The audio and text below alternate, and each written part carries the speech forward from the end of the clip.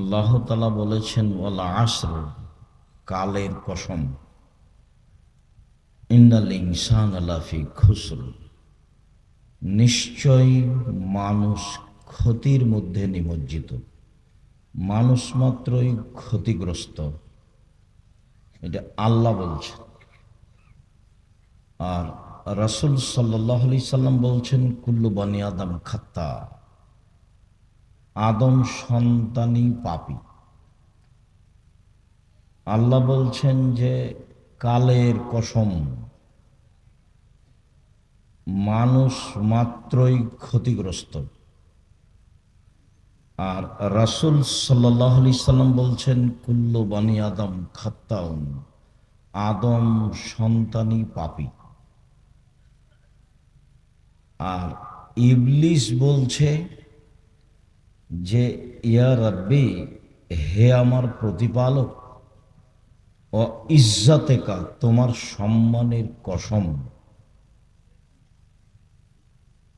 লা উকবিয়ান্নাল ইনসানা মাদামাত আরওয়াহুম ফিসা আজসাদেহিম, আদম সন্তানকে আমি পাপী করব করব করব করেই তাকে ছাড়ব। ও কেমনে জান্নাতে যায় তা আমি দেখে ছেড়ে দেব।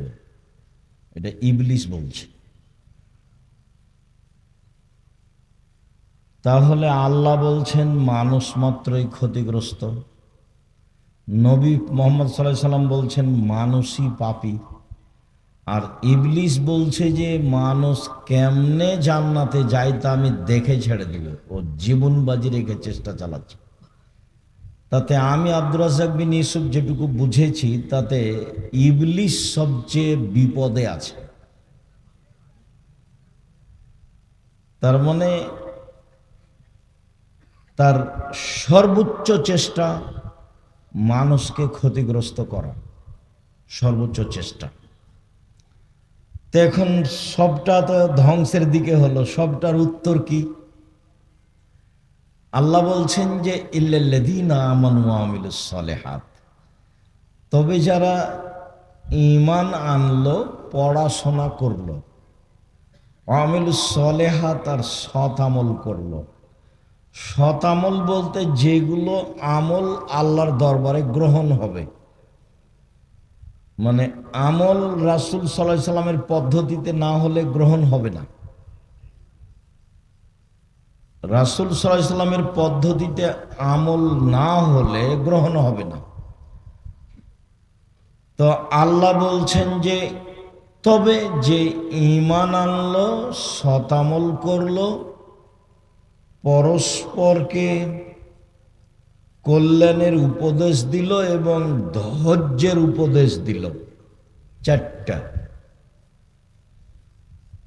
ওয়াতাওয়াসাউ বিল হক্কে, হক কল্যাণের উপদেশ দিল, ওয়াতাওয়াসাউ বিস সবর, ধৈর্যের উপদেশ দিল। ধৈর্যের দাম আছে, এইটুকু আল্লাহ বললেন। প্রথমে বললেন মানুষ মাত্রই ক্ষতিগ্রস্ত, তবে ওরা নয়, যারা ঈমান আনলো, সৎ আমল করলো, পরস্পরে হকের উপদেশ দিল আর ধৈর্যের উপদেশ দিল, এই পর্যন্ত আল্লাহ বললেন। এবার মুহাম্মদ সাল্লাল্লাহু আলাইহি সাল্লাম বলছেন যে আদম সন্তানই পাপী। উত্তর কি?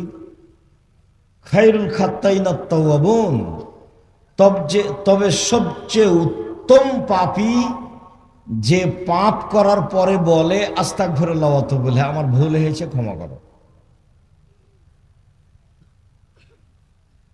আদম সন্তানই পাপী। উত্তম পাপীকে যে বলে আমার ভুল হয়েছে ক্ষমা করো। তো ইবলিস তো বলছে যে আমি আদম সন্তানকে জাহান্নামে নিয়ে যাবই, এটা আবারও আল্লাহর সামনাসামনি বলছে। তো এই কথার উত্তর কি? তখন আল্লাহ বলছেন যে ইবলিস শোন, ওয়া ইজ্জতি ওয়া জালালি ওয়া ইরতিফায়ে মাকানি, আমার সম্মানের কসম, আমার মর্যাদার কসম, আমার ইজ্জতের কসম, আমার উচ্চতার কসম, যে আমার কাছে ক্ষমা চাইবে আমি তাকে ক্ষমা করে দেব। ইবলিস বলল যে আমি তাকে পাপী করবই। তখন আল্লাহ বলছেন যে আমার সম্মান মর্যাদার কসম, আমার কাছে কেউ যদি ক্ষমা চায়, যতবার ক্ষমা চাইবে ততবার ক্ষমা করে দেব। সম্মানিত দিনী ভাই বোন, আপনারা যারা যেখানে আছেন, দয়া করে আপনাদের জন্য আমরা এসেছি, সময়কে মূল্যায়ন করুন। যারা আসেননি তারাই যে সফল তা নয়, আর যারা এসে চলে গেছেন তারাই যে সফল এটাও নয়। কেন আসেননি আর কেন চলে গেলেন এ উত্তর আমার কাছে নেই। তবে আসা উচিত ছিল, এবং শেষ পর্যন্ত বসে থাকা আপনি মুসলমান হিসাবে জরুরি কর্তব্য। আপনার কিছু না কিছু উপকার করবই করব ইনশাআল্লাহ।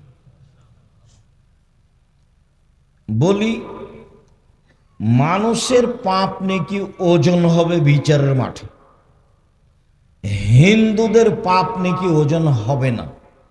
কেন? তাদের নেকি নেই। পাপ নেকি ওজন হওয়ার জন্য দুইটা পাল্লা লাগে। ইহুদিদের পাপ নেকি ওজন হবে না। কেন? তাদের নেকি নেই। খ্রিস্টানদের পাপ নেকি ওজন হবে না। কেন? তাদের নেকি নেই। শিয়াদের পাপ নেকি ওজন হবে না। কেন? তাদের নেকি নেই। কাদিয়ানীদের পাপ নেকি ওজন হবে না। কেন? তাদের নেকি নেই। এইভাবে যারা আকীদায় মার খেয়ে গেছে তাদের পাপ নেকি ওজন হবে না। আল্লাহ তাআলা বলছেন, ফালা নুকিমু লাহু ইয়াউমাল কিয়ামাতি ওয়াজনা, বিচারের মাঠে আমি তাদের পাপ নেকি ওজন করব না। এই ছেলে, ঢ্যাং ঢ্যাং করে উঠে যাচ্ছে কেন? আপনার সামনে দিয়ে দেখতে পান না? যাবে কেন? তার কি প্রয়োজন? সম্মানিত দিনী ভাই বোন, আপনারা যে যেখানে আছেন দয়া করে একটু অল্প সময় ধীর স্থির হন। আমি বহুদিন বলেছি যে আমি আব্দুল্লাহ বিন ফজল রাহিমাহুল্লাহ নই, যে আমি ভোর পর্যন্ত বক্তব্য দেব। উনি শুরু করলে ফজর সালাত পর্যন্ত কথা বলতেন। যারা দেখেছেন তাদের বিবরণ। আমি বাস্তব বক্তব্য শুনিনি। যখন তিনি মারা যান তখন আমি ইন্ডিয়ায়। তবে আমি তার কথার গতি শুনেছি, কি গতিতে তিনি বলতেন। মানে বলার গতিটা এমন ছিল যে মানুষ তার প্রয়োজনীয় পেশাব পায়খানাটা ভুলে যেত। এক খেয়ালে চেয়ে থাকতে থাকতেই সকাল হয়ে গেছে। কেউ বুঝতে পারতেন না কে কোন অবস্থায় আছে। সম্মানিত দিনী ভাই বোন, আল্লাহ তাআলা বলছেন মানুষের পাপ নেকি ওজন হবে। ফাম্মা মান খাফফাত মাওয়াজিনুহু ফাউম্মুহু হাবিয়া, যার নেকির পাল্লা হালকা হবে তার থাকার জায়গা হবে অতীব গভীর গহ্বর হাবিয়া। অমাদ্রাকা মাহিয়া, মুহাম্মদ সাল্লাল্লাহু আলাইহি সাল্লাম বলতে পারেন গভীর গহ্বর হাবিয়া নামক জাহান্নামটি কি? আমি বলি নারুন হামিয়া, তা হচ্ছে জ্বলন্ত উত্তপ্ত আগুন। ফাআম্মা মান সাকালাত মাওয়াজিনুহু ফাহুয়া ফি ঈশাতির রাদিয়া, আর যার নেকির পাল্লা ভারী হবে তার থাকার জায়গা হবে অতীব সুখ স্বাচ্ছন্দ্যময় জান্নাত। তাহলে মানুষের পাপ নেকি ওজন হবে, এ কথা আল্লাহ বলছে। আবার বলছেন এক শ্রেণীর মানুষের পাপ নেকি ওজন করব না। ইউখাযু বিন নাওয়াসি ওয়াল আকদাম, তাদের মুখের সামনের দিক এবং পা ধরে জাহান্নামে নিক্ষেপ করা হবে, তাদের বিচার আচার নেই।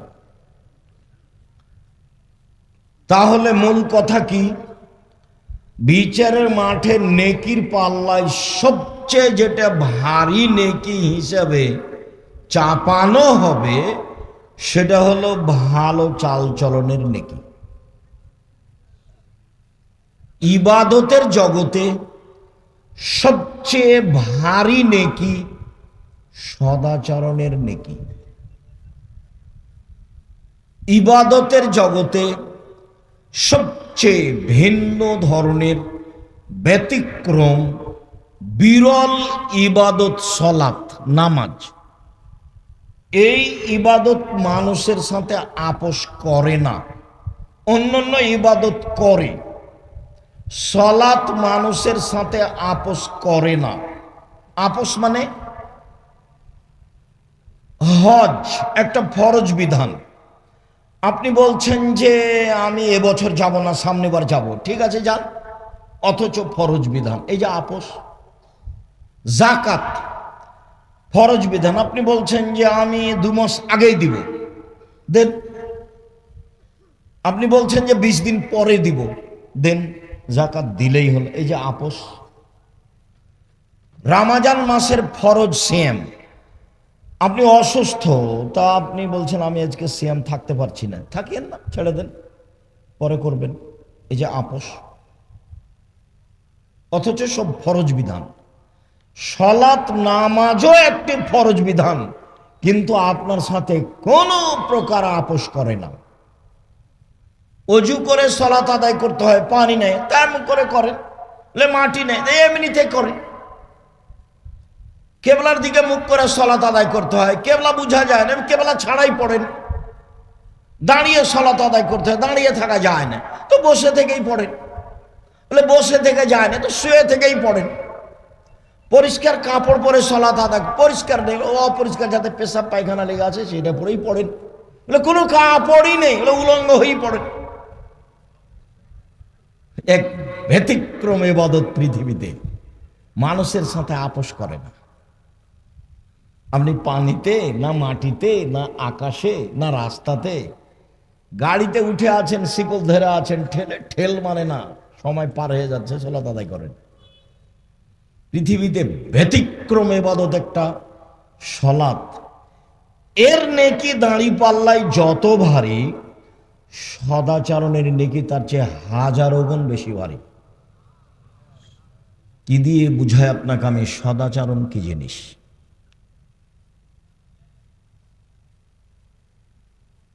ইবাদতের জগতে হজ একটি বড় ইবাদত। হজ কবুল হয়ে গেল, লোকটা হয়ে যায় সেই দিনের মতো যেদিন তার মাতাকে জন্ম দিয়েছেন, নিষ্পাপ হয়ে যায়। এই হজের নেকি যত ভারী, সদাচরণের নেকি তার চেয়ে লক্ষ গুণ বেশি ভারী। কি দিয়ে বুঝায় আপনাকে আমি সদাচরণ কি জিনিস? আপনি দল করে, সংগঠন করে, নির্বাচন করে কোথায় চলে গেছেন আপনি নিজেই বুঝতে পারছেন না। আমি মানুষ না পশু? বুঝেও বুঝে না ওরা, অন্তর আছে বুঝে না, দেখেও দেখে না ওরা, চক্ষু আছে দেখে না, শোনেও শোনে না ওরা, কান আছে শোনে না। উলায়েকা কালা নাম, তারা পশু প্রাণীর মতো, তারা গরু ছাগলের মতো, তারা কুকুর শ্রীগের মতো, বালহমাজাল, বরং তার চেয়ে খারাপ মানুষ। আমি বলিনি, এ কথা আল্লাহ তাআলা বলছেন, কুকুর শ্রীগের চেয়ে খারাপ। এটা তো বগড়া, মানে কি বলতে চাইলেন আব্দুল রাজ্জাক সাহেব? বলতে চাইলাম বোনকে জমি দেয় না, যৌতুক নেই, পশু প্রাণীর চেয়ে খারাপ। এই ছেলে, তোমার বাপকে যদি আমি কুকুর শ্রীগেলের চেয়ে খারাপ প্রমাণ করতে না পারি, সালাম দিয়ে উঠে চলে যাবো আজকে। তোমার বাপ তোমার যৌতুক নিয়েছে বেটা, কাপুরুষের সন্তান, কাপুরুষ। 24 ঘন্টার মধ্যে টাকা ফেরত দিবা। পরের টাকার মোটর সাইকেলে উঠো কেন? শরম হয় না, লজ্জা হয় না তোমাকে? আমি ভিক্ষে করে খেতে বলেছি, এটা আজকের কথা নয়। আমি 90 সাল থেকে তোমরা বাপ বেটাকে ভিক্ষা করতে বলছি। ভিক্ষা ভালো নয়, তবে জায়েজ। উপার্জনের পথ 4টে, ভিক্ষা তার মধ্যে নেই। 1, দিন মজুরি, সন্ধ্যায় টাকা শেষ হবে। 2, চাকরি, সাধারণত 25 দিনে শেষ হবে। 3, জমি চাষ, হয় সমান সমান, না হয় লস। 4, ব্যবসা। তখন আল্লাহ রাসূল বলছেন সত্যবাদী বিশ্বস্ত ব্যবসায়ীরা নবীদের সাথে জান্নাতে থাকবেন।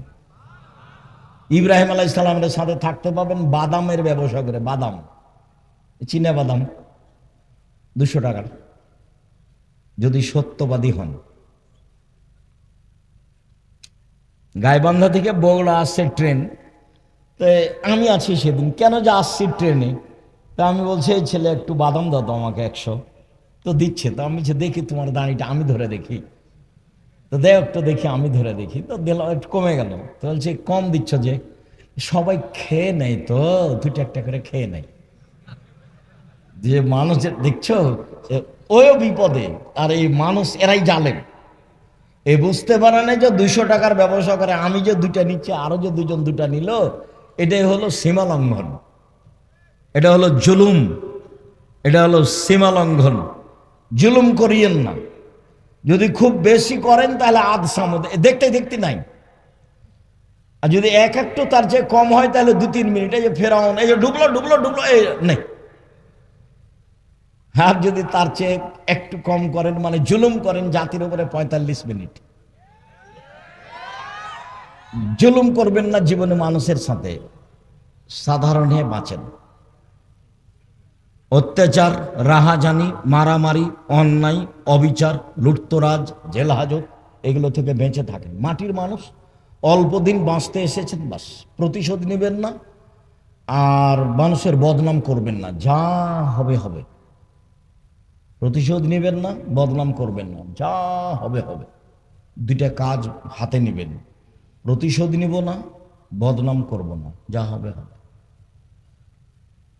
পথ সহজ। শুনুন, সুন্দর করে অজু করলে, পায়ে হেঁটে মসজিদে গেলে, সলাতার পরে বসে বসে জিকির করলে, লোকটা হয়ে যায় সেই দিনের মতো যেদিন তার মাতাকে জন্ম দিয়েছে, নিষ্পাপ হয়ে যায়। সুন্দর করে অজু করে পায়ে হেঁটে মসজিদে গেলে, সলাতের পরে জিকির আজকার করলে, লোকটা হয়ে যায় সেই দিনের মতো যেদিন তার মাতাকে জন্ম দিয়েছে, নিষ্পাপ হয়ে যায়। রাসূল সাল্লাল্লাহু আলাইহি সাল্লাম বলছেন, আমি কি তোমাদের একটা কাজের কথা বলে দিব না, যাতে পাপ মিটে যায়, মান বেড়ে যায়, পাপ মিটে যায়, মান বেড়ে যায়। বলেন না সেটা কি আল্লাহ নবী?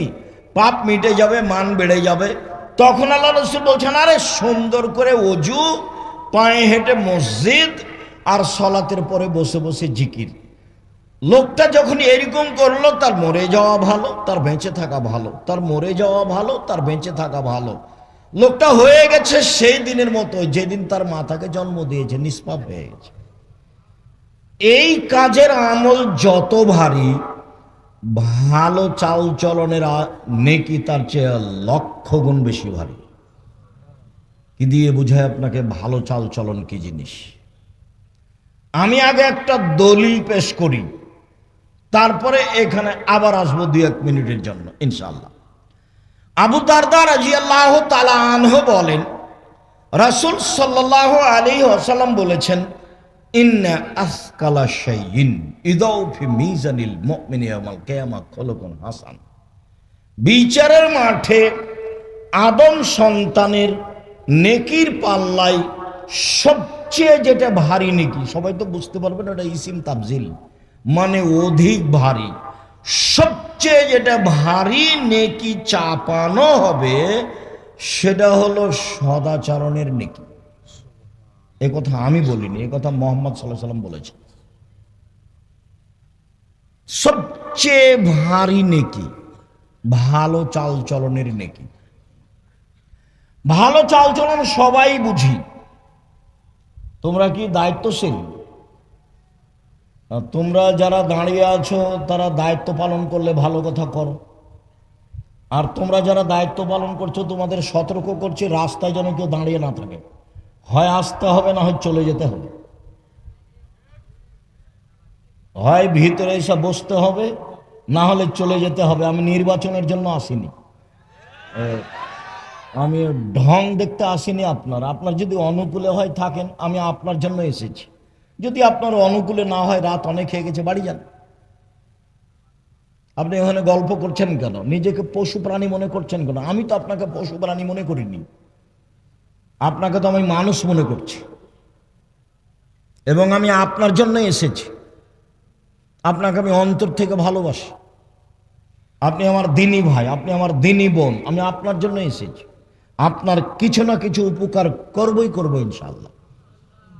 আপনি নিজেকে মানুষের পরিচয় দিয়ে বসেন, দেখেন আমি আপনার উপকার করতে পারি কিনা, ইনশাআল্লাহ করব।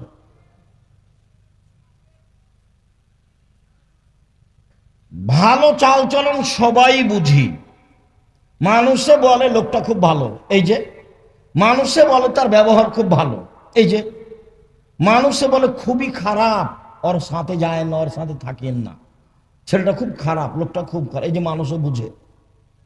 বাস্তব দেখবেন যে এখানে মোড়ে আপনি অটোতে বসে আছেন আর আমি উঠতেই ছেলেটা টান দিয়েছি, তেমনি আমি আপনার মুখের উপরে পড়ে গেছি। তখন আপনি বলছেন বসেন বসেন বসেন, কোনো সমস্যা নেই, বসেন বসেন, কোনো সমস্যা নেই। একটু পরে আর একটা অটোতে একজন বসে আছে, আর একজন উঠে না বসতে ও টান দিয়েছে, তখন ও একবারে ওর উপরে হুমড়ি খেয়ে পড়ে গেছে। তখন বসে থাকা লোকটা বলছে চোখ নাই, চোখ নাই, দেখতে পান না, হিসাব করে গাড়িতে উঠান না, বিবেচনা নেই। কোনটা ভালো লাগলো আপনাকে? তাহলে আমরা সবাই ভালো চালচলন বুঝি, ভালো চালচলন খুব দিনের মতো বুঝি। এবার বুঝলাম যে ভালো চালচলন সবাই বুঝি, আর এটাও অবগত হলাম যে নেকির পাল্লায় সবচেয়ে ভারী নেকি ভালো চালচলনের নেকি। এমন কোনো ইবাদত নাই পৃথিবীতে যার নেকি ভালো চালচলনের নেকির মতো ভারী হতে পারে। দুনিয়াতে দুইটা তাসবিহ আছে, তার নেকি ভারী, তবে সবচেয়ে ভারী নয়। রাসূল সাল্লাল্লাহু আলাইহি ওয়াসাল্লাম বলছেন, পৃথিবীর মানুষ শোনো, কালেমা তানে, দুইটি বাক্য, খাফিফা তানে আলাল লিসানে, উচ্চারণে হালকা, ওযু লাগে না, শরীরে শক্তি লাগে না, টাকা লাগে না। ইবাদতে টাকা লাগে, তার নাম হজ। ওযু লাগে, তার নাম সালাত। কষ্ট পাওয়া যায়, তার নাম সিয়াম, না খেয়ে থাকতে হয়, ইচ্ছা করলে পানি পান করা যায় না, এগুলো ইবাদত, শ্রম আছে। কিন্তু অবাক ইবাদত আছে, দুইটা বাক্য একেবারে হালকা উচ্চারণে, আর রহমানের নিকটে প্রিয়, আর দাঁড়ি পাল্লায় ভারী। সেটা হচ্ছে সুবহানাল্লাহি ওয়া বিহামদিহি সুবহানাল্লাহিল আযীম, সুবহানাল্লাহি ওয়া বিহামদিহি সুবহানাল্লাহিল আযীম। তবে আল্লাহ রাসূল বলেননি যে সবচেয়ে ভারী, বলেছেন যে ভারী। সাকিলাতানে ফিল মিজানে, দাঁড়ি পাল্লাই ভারী, তবে বলেননি যে সবচেয়ে ভারী। এইখানে বলেছেন যে ভালো চালচলনের নেকি সবচেয়ে ভারী। মহান আল্লাহ বলেন ভালো চালচলন, ইদফা বিল্লাতি হি আহসান ফাইদাল্লাযী বাইনাকা ওয়া বাইনা আদাওয়া কান্নাহু ওয়ালিউন হামিম। মুহাম্মদ সাল্লাল্লাহু আলাইহি সাল্লাম আপনি মানুষের সাথে ভালো আচরণে প্রতি উত্তর দেন। মানুষের সাথে কথা বলার সময় প্রতিপক্ষ যা বলবে, যেভাবে বলবে, আপনি তার চেয়ে উত্তম ভালোভাবে বলবেন, ঠগা হোক আর জিতা হোক। কোনো সময় নিজেকে কষ্ট দিবেন না যে অত বলে নিল, অত বলে নিত। বস্তির মহিলা ঝগড়া লাগলেই এমন ফাহেস কথা বলে, ও মনে করে যে যত অশ্লীল বলতে পেরেছে তত খুশি। যখন ঝগড়া শেষ হয়ে যায় তখন ও বলে যাক স্বাদ মিটিয়ে নিয়েছি, একবারে মন ভরে বলেছি, স্বাদ মিটিয়ে নিয়েছি, একথা বলে। তাহলে কি ও সফল? জি না, ও সফল নয়। সম্মানিত দিনী ভাই বোন, বলছিলাম প্রতি উত্তর সুন্দর দিতে হবে, তাহলে যে দূরত্ব শত্রুতা রয়েছে অন্তরঙ্গ বন্ধুতে পরিণত হবে। মহান আল্লাহ বলেন, ওয়াজাদিলহুম বিল্লাতী হিয়া আহসান। মুহাম্মদ সাল্লাল্লাহু আলাইহি সাল্লাম শুনুন, তর্ক বিতর্কে, বাক বিতণ্ডে শক্ত প্রতি উত্তরের সময় প্রতিপক্ষ যা বলে আপনি তার চেয়ে উত্তম বলুন। প্রতিপক্ষ যা বলে আপনি তার চেয়ে উত্তম বলুন। আপনি উত্তম বলতে বাধ্য, কখনো জোর করে কিছু করবেন না, জোর করে মনের সুবিধা নিবেন না। মহান আল্লাহ বলেন, ফাবিমা রাহমাতিম মিনাল্লাহ লিনতা লাহুম ওয়ালাউ কুনতা ফাজ্জান গালিজাল কালব লানফাজ্জু মিন হাওলিক। মুহাম্মদ সাল্লাল্লাহু আলাইহি সাল্লাম, আল্লাহর পক্ষ থেকে বড় দয়া যে আপনি নরম আচরণের হয়েছেন, আপনার আচরণটা নরম।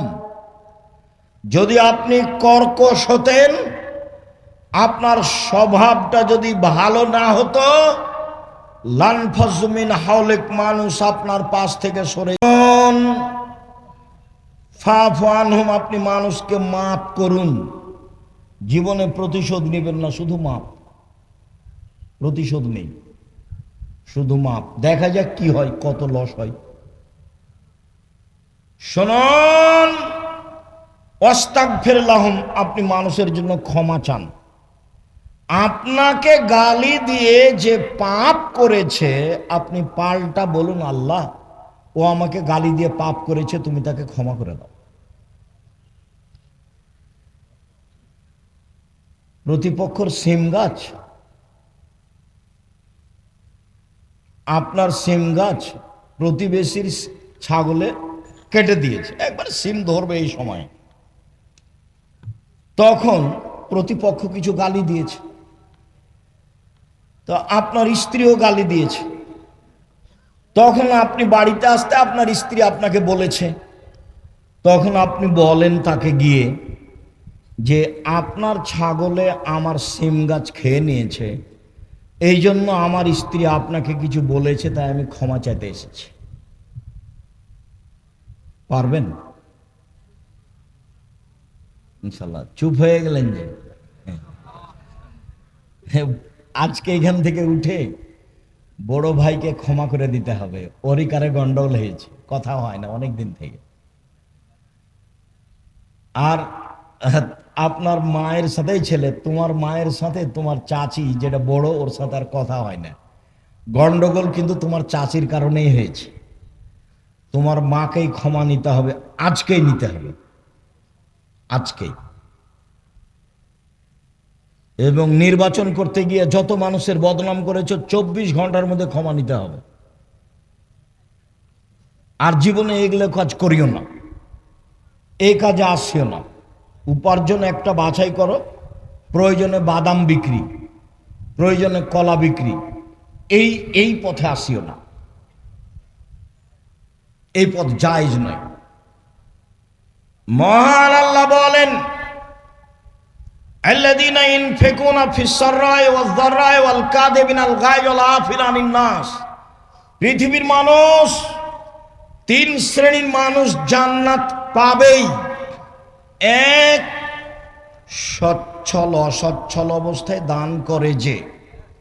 2, রাগকে দমন করে যে।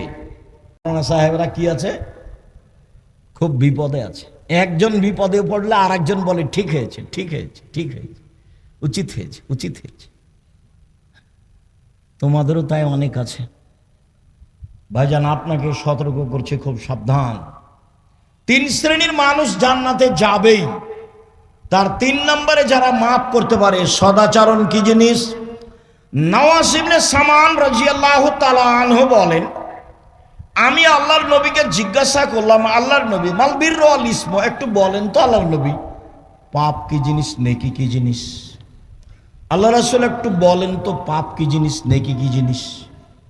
তখন আল্লাহ রাসূল বলছেন, আল বিররু হুসনুল খুলুক, নেকি হলো ভালো চাল চলন। বললেন না যে নেকি হলো হজ, বললেন না যে নেকি হলো কোরআন তেলাওয়াত, বললেন না যে নেকি হলো সলাত, বললেন যে নেকি হলো ভালো চাল চলন, নেকি হলো সদাচরণ, নেকি হলো ভালো আচরণ। মোজাইনা কাবিলার একজন সাহাবী বলছেন, কালু, সাহাবীগণ বললেন, ইয়া রাসূলুল্লাহ, মা উতিয়াল ইনসানো মা খায়রু মাতিল ইনসানো, মানুষকে যত নেয়ামত দেওয়া হয়েছে তার সবচেয়ে উত্তম কোনটা? আল্লাহ রাসূল বলেন তো, সবচেয়ে উত্তম নেয়ামত কোনটা? সবচেয়ে উত্তম হাত নেয়ামত। এটা কাকে জিজ্ঞাসা করলে বুঝতে পারবেন? যার এক হাত নেই তাকে। পা নিয়ামত, কাকে জিজ্ঞাসা করলে বুঝতে পারবেন? যার এক পা নেই তাকে। যার দুই পা নেই আরো বুঝেও পা কত বড় নিয়ামত। তা আল্লাহ মানুষকে অনেক নিয়ামত দিয়েছেন, জমি জায়গা বাড়ি ঘর স্ত্রী আহাল পরিবার টাকা পয়সা হাত পা চোখ, এগুলো সব নিয়ামত। বলেন তো আল্লাহ রসুল সবচেয়ে উত্তম কোনটা? তখন আল্লাহ রসুল সাল্লাল্লাহু আলাইহি ওয়াসাল্লাম উত্তরে বলছেন, আল খলকুল হাসান, ভালো আচরণ। আল খলকুল হাসান, ভালো আচরণ। এই ছেলে, একটু খেয়াল করে থাকবেন, কিছুক্ষণ ধৈর্যের পরিচয় দিবেন, মানে কথার দাম আছে, ভুল পথে যাবেন না। কিছুক্ষণ অপেক্ষা করবেন, আমরা খুব তাড়াতাড়ি কথা শেষ করব ইনশাআল্লাহ। তো রাসূল সাল্লাল্লাহু আলাইহি সাল্লাম বললেন যে মানুষকে আল্লাহ যে নেয়ামত দিয়েছেন তার সবচেয়ে উত্তম নেয়ামত হলো ভালো আচরণ। আব্দুল্লাহ ইবনে আমর রাদিয়াল্লাহু তাআলা আনহু বলেন, রাসূল সাল্লাল্লাহু আলাইহি সাল্লাম বলেছেন, ইন্না মিন আহাব্বিকুম ইলাইয়া আহসানুকুম আখলাকান, আমার নিকটে তোমাদের সবচেয়ে প্রিয় মানুষ সেই, আমি ওকে সবচেয়ে ভালোবাসি যার চাল চলন ভালো। মুহাম্মদ সাল্লাল্লাহু আলাইহি সাল্লাম সবচেয়ে কাকে ভালোবাসেন? যার চাল চলন ভালো। যে তাহাজ্জুদ গুজার তাকে নয়, যে প্রতি মাসে উমরা করতে যায় সে নয়, যে প্রতি বছর হজ করতে যায় সে নয়। আব্দুল্লাহ ইবনে আমর রাদিয়াল্লাহু তাআলা আনহু বলেন, রাসূল সাল্লাল্লাহু আলাইহি সাল্লাম বললেন, ইন্না মিন খিয়ারিকুম আহসানুকুম আখলাকান, তোমাদের মধ্যে সবচেয়ে ভালো মানুষ যার চাল চলন ভালো। আমার কাছে সবচেয়ে প্রিয় মানুষ যার চাল চলন ভালো। আব্দুল্লাহ ইবনে আমর রাদিয়াল্লাহু তাআলা আনহু বলেন, একদা আল্লাহ রাসূলকে বলা হলো, আল্লাহ রাসূল, আইয়ুন্নাসে আফজাল, সবচেয়ে ভালো মানুষ কে? দেখেন তো কি উত্তর আছে। আল্লাহ রাসূল একটু বলেন তো সবচেয়ে ভালো মানুষ কে? তখন আল্লাহ রাসূল সাল্লাল্লাহু আলাইহি সাল্লাম বলছেন, সাদকুল লিসান মাহমুমুল কালব, সত্যবাদী যে অন্তর পরিষ্কার যার, সেই ভালো মানুষ। সত্যবাদী যে অন্তর পরিষ্কার যার। তখন সাহাবীগণ বললেন, সত্যবাদী এটা বুঝি, কিন্তু মাহমুমুল কালব এই কথা বুঝি না, এটা কি? তখন আল্লাহ রাসূল বলছেন, আন-নাকিয়্যু ওয়াত-তাকিয়্যু, স্বচ্ছ পরহেজগার, স্বচ্ছ পরহেজগার, স্বচ্ছ পরহেজগার, সেই হলো সবচেয়ে ভালো মানুষ। তখন আল্লাহ রাসূল আবার বলছেন, শোনো, স্বচ্ছ মানুষ কে? এক, লা ইসমা আলাইহি, যার পাপ নেই সে, পাপ করলে ক্ষমা চায়। দুই, অলা বাগিয়া, সীমালঙ্ঘন নেই যার। তিন, অলা গিল্লা, আত্মসাৎ নেই যার। চার, অলা হাসাদা, হিংসা নেই যার। এক, পাপ নেই যার। মনে থাকবে না মনে হয়? পাপ নাই কার? পাপ হলে ক্ষমা চাই যে তার, এটা যে মনে থাকবে না? একবার তো বলা হয়েছে প্রথমে যে আদম সন্তানই পাপী, তো এখন পাপ নাই কার, তাহলে কার বলবেন? পাপ হলেই ক্ষমা চাই যে তার পাপ নেই। দুই, সীমালঙ্ঘন নেই যার, সেই ভালো। যে একটা দুটা বাদাম নিয়ে নেয় সেও সীমালঙ্ঘন করে। তিন, আত্মসাৎ নেই যার। আব্দুল্লাহ বক্তব্য বলছে যে ন্যায়পরায়ণ আর আমানতদার আর সত্যবাদী যদি নেতা হয় তাহলে অর্ধেক শাসন দেশে কায়েম হয়ে গেছে। মানে 1999 জন দায়িত্বশীলকে আপনি পাবেন না যে তার ভিতরে আমানতদারি আছে। 10-এর পয়সাকেও ভাগ করে নেই। আল্লাহর নবী বলছেন বিচারের মাঠে 3 শ্রেণীর মানুষের সাথে আল্লাহ কথা বলবেন না। তার এক শ্রেণী হচ্ছে মালিকুন কাযাব, মিথ্যুক দায়িত্বশীল।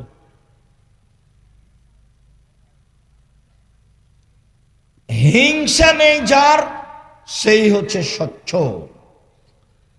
আব্দুল্লাহ ইবনে আমর রাদিয়াল্লাহু তাআলা আনহু বলেন, 4টা জিনিস যার মধ্যে আছে তার ইহকালও ভালো, তার পরকালও ভালো। তার ইহকালও ভালো, তার পরকালও ভালো। এক, হিফজ আমানাতিন, আমানতের রক্ষা। 2, সিদক হাদিসিন, সত্য কথা। 3, হুসন খালিকাতিন, ভালো চাল চলন। 3, হুসন খালিকাতিন, ভালো চাল চলন।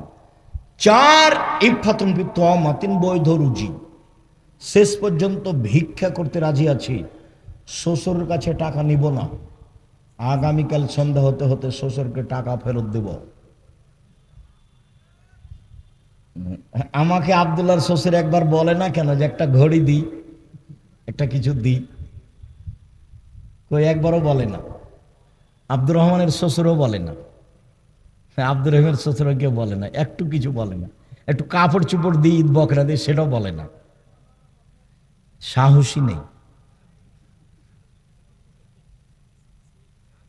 আমাকে এ যাবৎ আমি কোনো মসজিদে গেছি খুতবা দিতে, সেই মসজিদের সভাপতি সেক্রেটারি আমাকে কিছু বলবে এরকম সাহসের সভাপতি সেক্রেটারি আমি 90 সাল থেকে এ যাবৎ দেখিনি। আমি কোনো জালসায় গেছি, কেউ আমাকে কিছু বলবে যে এটা আপনি করেন বলেন, আমি 90 সাল থেকে না এখন পর্যন্ত এরকম দেখিনি। এই 2-3 দিন আগে কোথায় কথা বলতে গেছিলাম, তো এমপি এসছে, তো বলছে মধ্যে একটু সময় চাচ্ছে। সেটা কি তোমার সাহসটাই অন্যায় হয়ে গেছে। একজন এসে বলছে আমি আব্দুর রাজ্জাক বিন ইউসুফ বক্তব্য দিচ্ছি, আর একজন আমার বক্তব্যের মধ্যে কথা বলবে, এই কথাটা বলাই অপরাধ, এই কথা বলাই অপরাধ। আল্লাহ আমাকে এখন এরকম পিছে নিয়ে যায়নি। সম্মানিত দিনী ভাই বোন, আমি ভালো অবস্থায় আছি। কোন সময় আমাকে পিছনে যাওয়া আমি দেখতে পাই না। জামিয়া সালাফিয়া ডাঙ্গিপাড়া পবা রাজশাহী 50 বিঘা জমির উপরে, আলহামদুলিল্লাহ। জামিয়া সালাফিয়া রূপগঞ্জ নারায়ণগঞ্জ 100 বিঘা জমির উপরে। কত? 100 বিঘা, যেটা ভাবাই মুশকিল, ভাবাই মুশকিল। যেটা মহিলা সাফারে 70 বিঘা জমির উপরে, যেটা দিনাজপুর সেটা 20 বিঘা জমির উপরে। আর অনেক জেলাতে জমি, বরিশালে চলমান, চট্টগ্রামে চলমান, রাজশাহীতে চলমান, ময়মনসিংহে চলমান, ঢাকায় চলমান, বগুড়া তো আরম্ভ হবে ইনশাল্লাহ। কোথায় যেন আশেপাশে জমি আছে, সাবগ্রাম, ইনশাল্লাহ। 700 মক্তব চলে, 700, 2-1টা নয়। 16 থেকে 20 হাজার পত্রিকা ছাপে। আল ইতেসাম পত্রিকা আছে, তারপর কিশলয় পত্রিকা আছে, আরবি পত্রিকা আছে, অনলাইন আল ইতেসাম টিভি আছে, করজে হাসানার ব্যবস্থা আছে, অসহায় মানুষের পাশে দাঁড়ানোর ব্যবস্থা আছে। আলহামদুলিল্লাহ। সম্মানিত দিনী ভাই, আমি যেটা দাবিতে রেখেছি সেটা দোয়া, যেখানে দোয়া করবেন, আল্লাহ তুমি জামিয়া সালাফে কবুল করো। 5,000-এর বেশি ছেলে মেয়ে আছে পড়ে, 300-র বেশি শিক্ষক শিক্ষিকা আছেন। সম্মানিত দিনী ভাই বোন, 500-র অধিক এতিম অসহায় আছে। অনেক ব্যবস্থাপনা, বিশাল ব্যবস্থাপনা, আলহামদুলিল্লাহ। মনটা কোনোদিন খাটো করবেন না, ছোট করবেন না। মানুষের কাছে নিজেকে কোনোদিন খাটো করবেন না। মাওলানা সাহেবের একা বলি, মানুষের কাছে পথ খরচ চাইবেন না, যে আমাকে বক্তৃতা দিতে যাব, আমাকে অগ্রিম কিছু 500 টাকা দেন। পথ খরচ চাইবেন না, ওর কাছে জিম্মি হতে হবে না। এটা দাওয়াতি কাজ। যাওয়ার সময় তার কাছে টাকা নেওয়ার জন্য বসে থাকতে হবে না। গাড়িতে উঠে গাড়িটা টান দেন, দেখা যাক কি হয়, চিন্তা করবেন। পরের দিন আপনার কাছেও যাবে, আর নাই গেল তাতে কি আছে।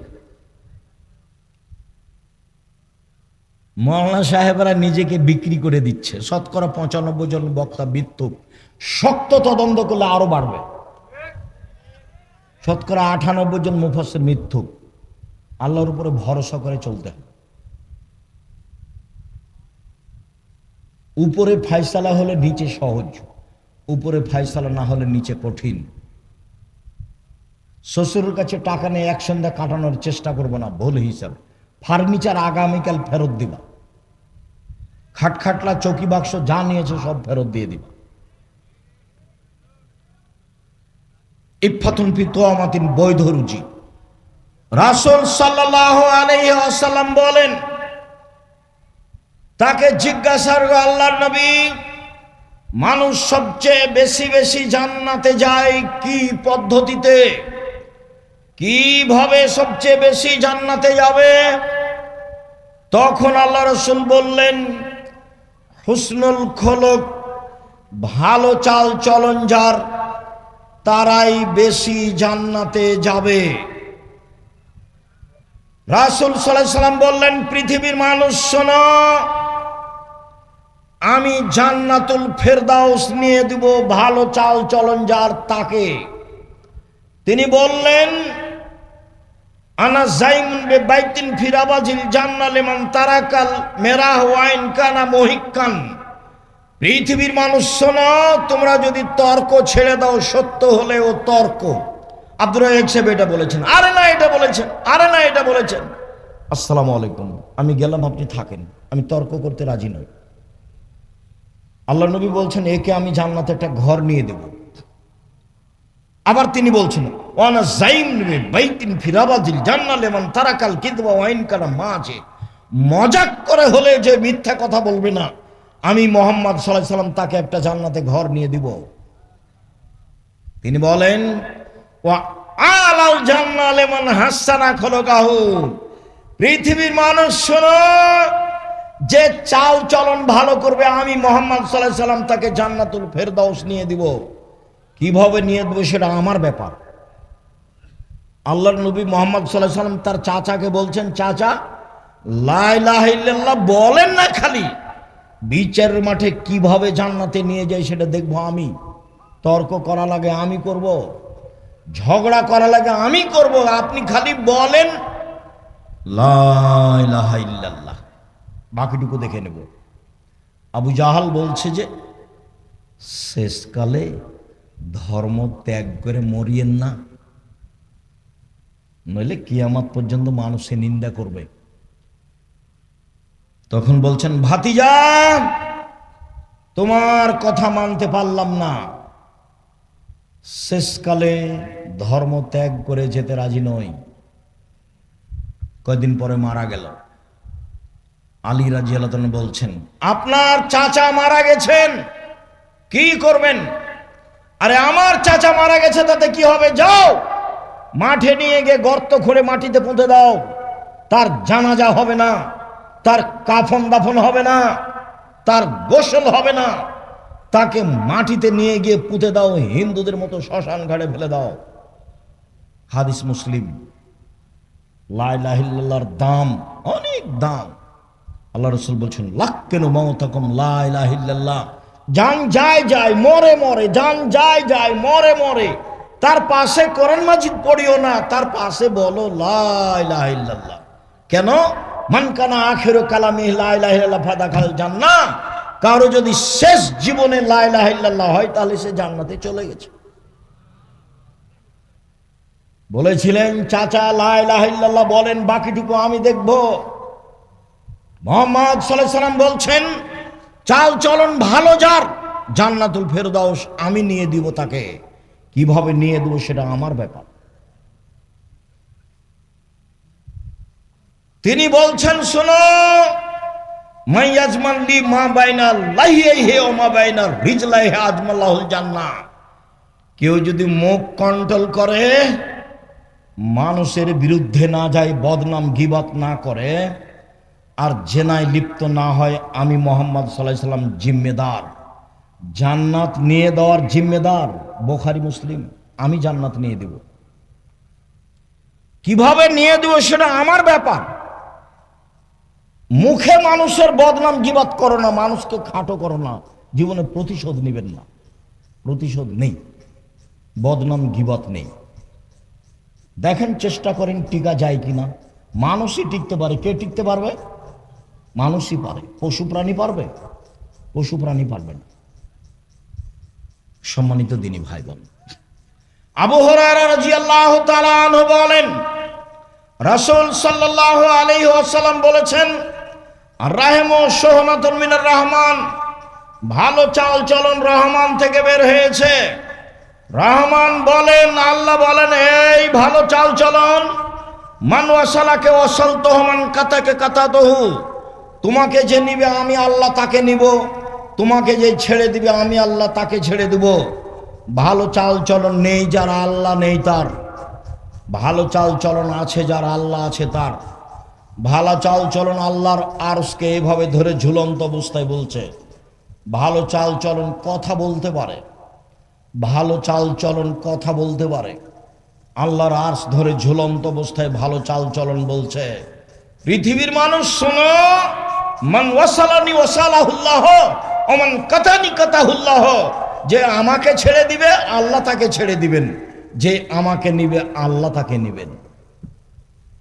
হাদিস বুখারী মুসলিম। ভালো চাল চলন আছে যার আল্লাহ আছে তার, ভালো চাল চলন নেই যার আল্লাহ নেই তার। নোমান ইবনে বাশির রাদিয়াল্লাহু তাআলা আনহু বলেন রাসূল সাল্লাল্লাহু আলাইহি সাল্লাম বলেছেন আল মুমিনুনা কারাজুলিন ওয়াহিদ। সারা পৃথিবীর মুমিন মুসলমান একজন। এইবার আপনাকে দল সংগঠন থেকে ফিরে আসতেই হবে, নির্বাচন থেকে দল করা থেকে ফিরে আসতেই হবে। দেখেন সারা পৃথিবীর মুসলমান একজন। ইনিস্তাকা আইনো হিস্তাকা কুল্লহ। চোখে ব্যথা হলে সারা শরীরে ব্যথা হয়। ইনিস্তাকারা আসো ইস্তাকা কুল্লহ। মাথায় ব্যথা হলে সম্পূর্ণ শরীরে ব্যথা হয়। মানে চোখে ব্যথা হলে সম্পূর্ণ শরীরে ব্যথা বুঝে। মানে একজন মুসলমান বিপদে পড়লে সবাই বিপদে পড়ে। একজন মুসলমানের সমস্যা হলে সবাই পাশে থেকে বলে ভাইজান কি হয়েছে, কি হয়েছে বলেন, কি সমস্যা? ছেলে অসুস্থ, অ্যাম্বুলেন্স নিয়ে আসবো, ডাক্তার ডেকে নিয়ে আসবো, কি করতে পারি, টাকা লাগবে, একজন আর একজনের খোঁজ দিবে। আর যদি বিপদে পড়ে বলে যে ঠিক হয়েছে, তাহলে মুসলমান মুমিন নয়। মৌলানা সাহেব ফেসবুকে আর একজনের বিরুদ্ধে কথা বলছে, মুসলমান জানে ও মৌলানা সাহেব জানে। আমি তার নাম নিতে এবং মৌলানা সাহেব বলতে লজ্জা পাই। আর ফেসবুক এসব ছেলেপিলা যারা ব্যবহার করছে, যে মিডিয়ায় যারা আছে, এর মাথাতে কিছু আছে কিনা আমি বুঝতে পারি না। তুমি যে মিডিয়াতে এগুলো বলছো, তো তুমি কি জানো এর মান কত দূর? ধর্মকর্ম বুঝে নিতে খায় আর হাগে। এই জীবন ধর্মে কর্মের সাথে কোনো সম্পর্ক নাই। আল্লাহ রসুল বলছেন, মান সাতারা মুসলিমান সাতারাহুল্লাহু ফিদ দুনিয়া ওয়াল আখিরাহ, যে একজন মুসলমানের দোষ ঢেকে রাখে, আল্লাহ তার দোষ ইহকালে পরকালে ঢেকে রাখবেন। 1 মিনিট, উপদেশ বইয়ের প্রথম আলোচনা, যাওয়ার সময় তো উপদেশ বই নিয়ে যাবেন। আব্দুল্লাহর বই পড়েন, আমিও পড়ি, কি যেন আল্লাহর পথে যাত্রা, সেইটা পড়েন। তারপরে হাদিস মানতেই হবে। ওই যে বুখারীর ব্যাখ্যা মিন্নাতুল বারি পড়েন। তো উপদেশ বইয়ের প্রথম আলোচনাটা পড়েন। প্রথম আলোচনা একটা হাদিস আছে। হাদিস হচ্ছে, আল্লাহ বিচার মাঠে একটা মানুষকে তার বাহু দিয়ে ঢেকে নেবেন। এদিকে দেখেন, বাহু দিয়ে ঢেকে নিয়ে আল্লাহ তাআলা ওকে পড়তে বলবেন। দেখো তো, তুমি পড়তে বলবো না, তাকে বলবেন যে দেখো তো তোমার আমল নামায় কি, এটা কি তোমার আমল নামা? তখন বলবে জি এটা আমার। তো আল্লাহ বলবেন, তুমি কি মনে করো আমার ফেরেশতারা অন্যায় লিখেছে? জি না, অন্যায় লিখেননি। তুমি কি কিছু আমাকে বলতে চাও? বলে জি না, আমি কিছু বলতে চাই না। তখন আল্লাহ বলবেন, শোনো, তুমি মানুষের দোষ ত্রুটি ঢেকে রেখেছো, আমি আল্লাহ তোমার দোষ ত্রুটি ঢেকে রাখতে পারি না, যাও তোমার বিচার হবে না, জান্নাতে যাও। দেখেন হাদিস আছে। তা আপনি জীবনে যে ফেসবুকে মানুষের কথা লিখে কি করলেন? আবার মানুষে বলে যে না, আপনি নাকি মদিনা বিশ্ববিদ্যালয় থেকে পড়ে এসেছেন। কেন যে গেলেন আর কেন যে আসলেন আমি বুঝলাম না। সম্মানিত দিনী ভাই বোন, রাসূল সাল্লাল্লাহু আলাইহি ওয়াসাল্লাম বলেন, ইন্না ফিল জান্নাতি লাগুরাব, জান্নাতে কতগুলি ঘর রয়েছে খুব উন্নত মানের পদার্থের, যার বাহির থেকে ভিতর দেখা যায়, ভিতর থেকে বাহির দেখা যায়, খুব টক টক টক টক করছে। সাহাবীগণ বলেন, আল্লাহ রাসূল এত দামি ঘর কে পাবে? আল্লাহ রাসূল উত্তরে বললেন, এবান আলানাল কালামা, যার স্বভাব ভালো নরম, যার চাল চলন ভালো সেই পাবে। ভালো চাল চলন দিয়ে সবচেয়ে দামি জান্নাত পাওয়া যাবে। ভালো চাল চলন দিয়ে একসাথে 2 নেকি হয়। আয়েশা রাদিয়াল্লাহু তাআলা আনহা বলেন, ইন্নামাল মুমিন ইয়াজুদু বিহুসনি খুলুকিহি দারাজাতাস সায়িমুল কায়েম, নিশ্চয় মুমিন পুরুষ নারী ভালো চাল চলন দিয়ে 2টা নেকি পাবে। 1, নিয়মিত তাহাজ্জুদ পড়লে যে নেকি হয়। 2, নিয়মিত সিয়াম রোজা থাকলে যে নেকি হয়। তাহাজ্জুদ আর রোজা, সিয়াম, এই 2টার সমন্বয়ে যত নেকি, ভালো চাল চলনে তত নেকি।